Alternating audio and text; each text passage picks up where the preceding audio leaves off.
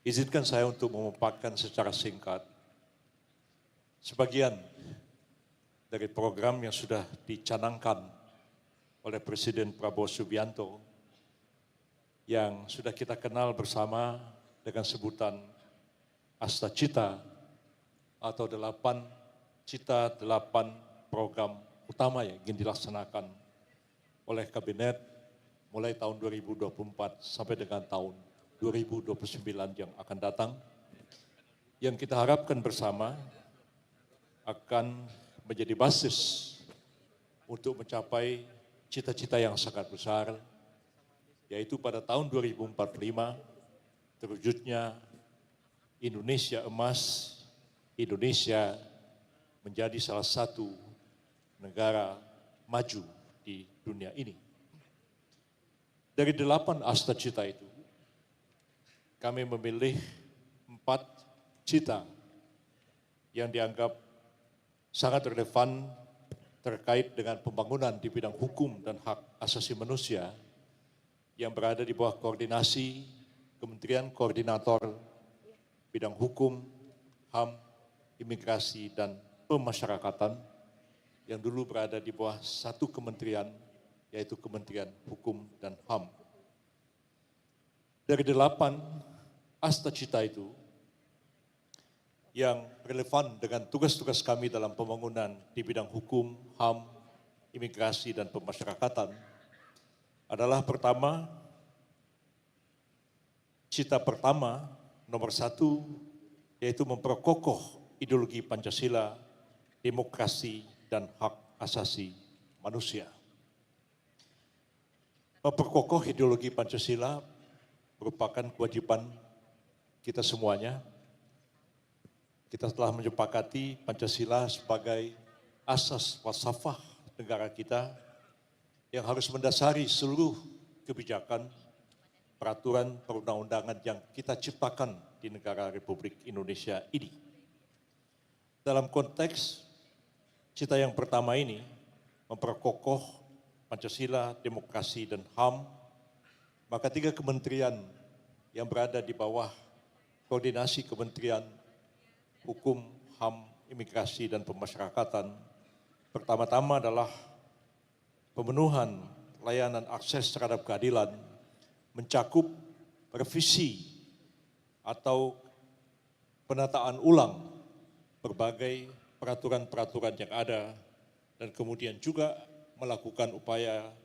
di bidang penataan kembali birokrasi di negara kita ini. Yang ingin dikedepankan adalah bahwa kita harus membangun sistem hukum nasional kita yang secara umum di bidang publik kita mempunyai satu sistem hukum yang sama, dan di bidang privat kita mengakui adanya keberagaman sesuai dengan prinsip yang kita anut bersama. Slogan dari negara kita, Bhinneka Tunggal Ika, adanya kemajemukan di bidang hukum. Di pusat, pemerintah pusat menciptakan satu norma hukum yang sama di bidang hukum publik, tapi mengakui keragaman di bidang hukum privat. Begitupun di daerah-daerah sesuai dengan asas otonomi daerah dapat menciptakan norma hukum yang didasarkan kepada prinsip negara kesatuan Republik Indonesia dan sekaligus mengakui adanya keberagaman di tengah-tengah masyarakat kita. Kita menyadari bahwa negara Republik Indonesia adalah negara kesatuan dan bidang hukum merupakan bidang yang tidak terkena otonomi daerah. Hukum kita satu, kebijakan hukum nasional kita satu, dan kita berharap seluruh daerah dapat menyesuaikan dengan ketentuan-ketentuan umum yang diciptakan oleh pemerintah pusat, baik dalam bentuk undang-undang, peraturan pemerintah, peraturan presiden, dan seterusnya. Ini sangat penting oleh karena adanya kepastian hukum merupakan satu prasyarat mutlak untuk mencapai pembangunan ekonomi yang berkeadilan dan mempercepat pertumbuhan ekonomi di negara kita. Cukup banyak kajian-kajian akademik yang menunjukkan bahwa terciptanya hukum yang didasarkan kepada keadilan dan kepastian akan mendorong percepatan pertumbuhan ekonomi di negara yang bersangkutan. Negeri kita mutlak memerlukan hukum yang berasaskan kepada keadilan dan kepastian. Kemudian terkait juga dengan memperkokoh ideologi Pancasila, demokrasi dan HAM ini, Kementerian Hak Asasi Manusia telah mencanangkan juga berbagai program,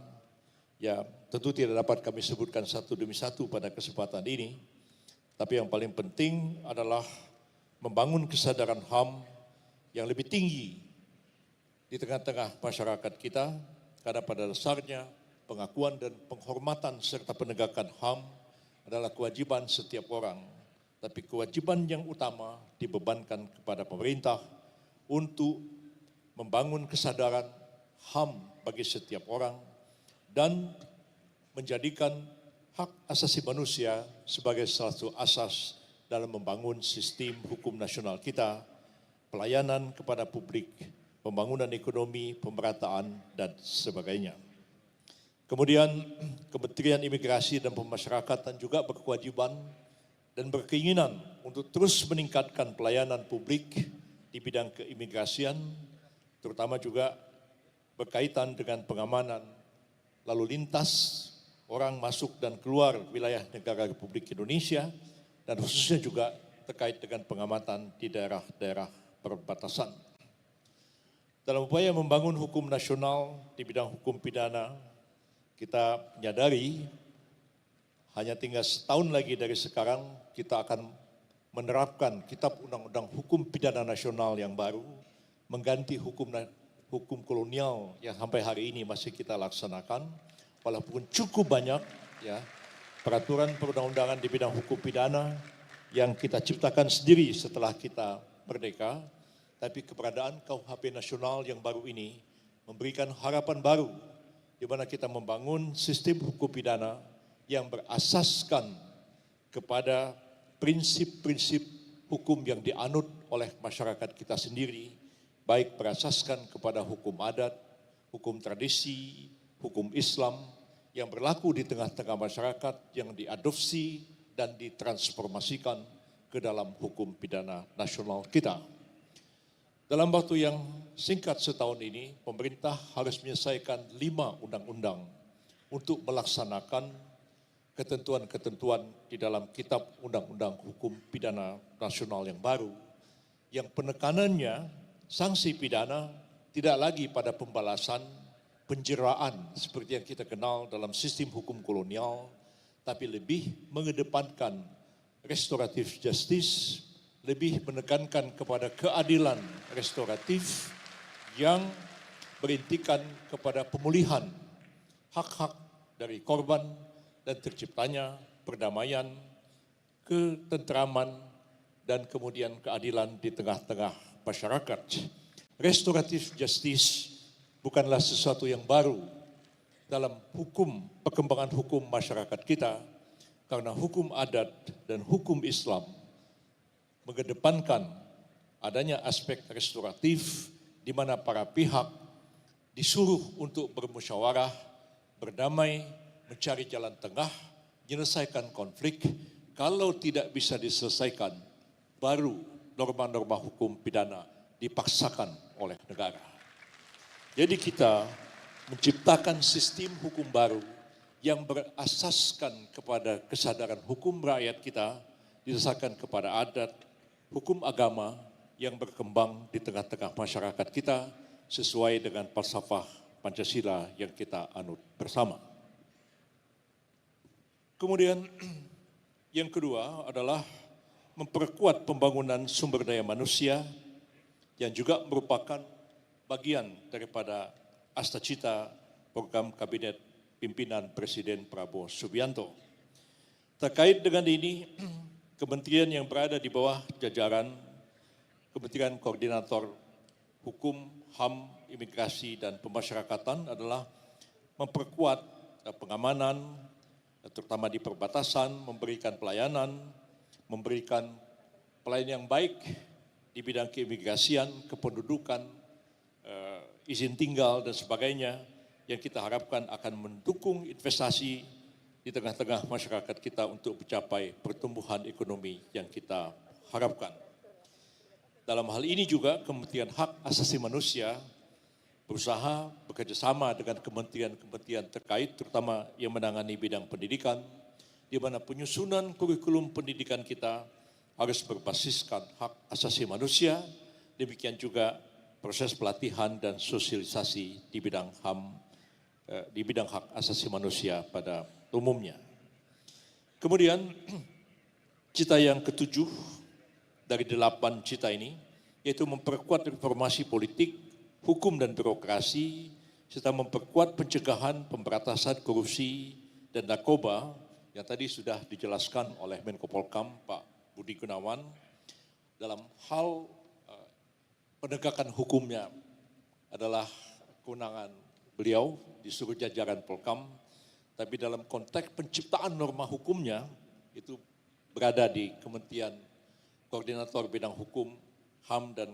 Imigrasi dan Pemasyarakatan. Izin waktunya yaitu bagaimana menit, kita 2 menit lagi. Baik, menciptakan norma-norma hukum baru dalam membangun sistem politik nasional kita, birokrasi kita yang betul-betul berasaskan keadilan, kepastian, dan demokrasi. Yang terakhir, yang ke-8, yaitu memperkuat penyelarasan kehidupan yang harmonis dengan lingkungan, alam, budaya, dan seterusnya. Ini terkait langsung dengan pembangunan dan kesadaran di bidang hak asasi manusia. Dan Pak Natalius Pigai, ya, seorang aktivis HAM yang diangkat oleh Bapak Presiden sebagai menteri yang menangani urusan HAM, dan kita berharap beliau betul-betul ya, dengan jajaran kementeriannya akan mampu membangun kesadaran yang lebih tinggi dalam menegakkan hak asasi manusia, melindungi hak asasi manusia, dan kemudian juga